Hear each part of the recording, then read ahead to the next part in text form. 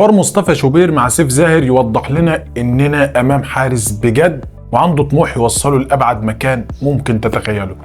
بيفكر بطريقه كويسه جدا وعنده شخصيه وبيتكلم من غير ضغوط، رغم انه عارف ان كل كلمه بيقولها لو فيها حاجه مش عاجبه النادي الاهلي ممكن يتحاسب عليها.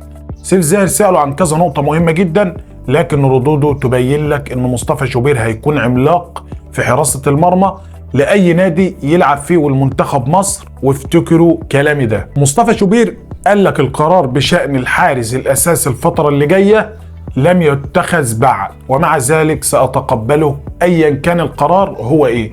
رد منطقي جدا ومحترم جدا، وعن رأيه في الاحتراف اختار افضل دوري في العالم وهو الدوري الانجليزي، ونفسه يلعب في الدوري الانجليزي، وده طبعا طموح لاي لاعب في مصر كلها مش مصطفى شوبير بس.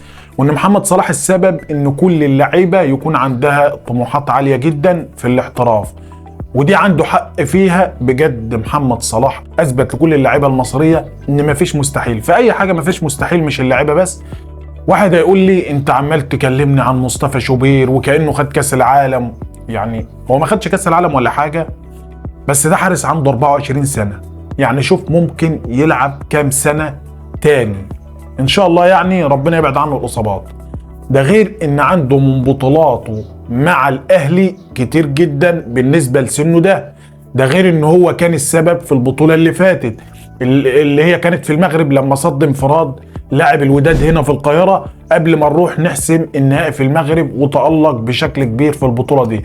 وكمان كان السبب في البطوله اللي احنا خدناها وان الاهلي يفوز باللقب ال 12 على حساب الترجي، و9 مباريات في دور الابطال شباكه نظيف. يعني الراجل عامل ارقام كبيره جدا وهو لسه 24 سنه، فكل واحد لازم ياخد حقه. ومصطفى شوبير من افضل الحراس في افريقيا مش في مصر بس.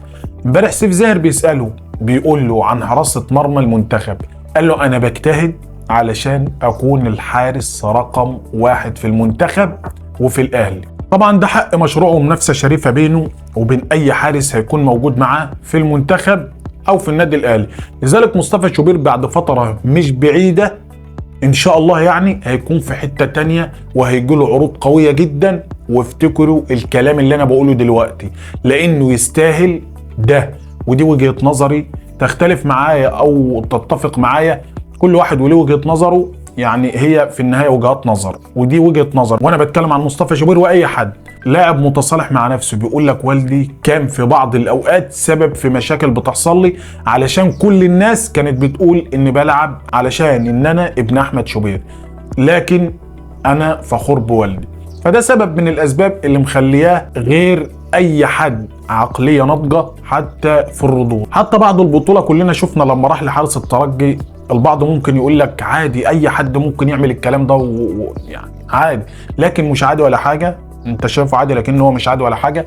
ده راجل فايز بلقب دوري ابطال افريقيا واحسن حارس في البطوله، كان ممكن يجري ويتنطط ولا يسال في حد علشان سنه صغير مش كبير، يعني كان ممكن يجري عادي ويفرح، لكنه راح بكل اخلاق رياضيه وقعد جنب حارس الترجي وسيء ويبوس راسه. ودي كانت من اجمل المشاهد اللي عجبتني في البطوله بصراحه.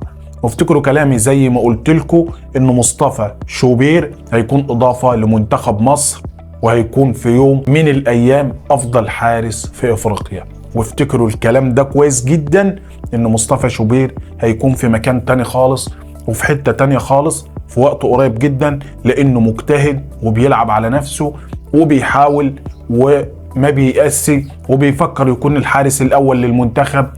كل الحاجات دي تأهله انه يكون في مكانة تانية خالص او في نادي كبير جدا زي ما هو بيحلم، وده حق مشروع طبعا.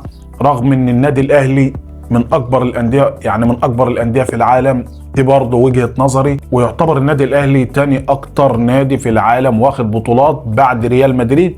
ودي طبعا يعني كفايه جدا تتكتب في تاريخ مصطفى شوبير، دي كفايه جدا تتكتب في تاريخ مصطفى شوبير انه كان بيلعب للنادي الاعظم في افريقيا.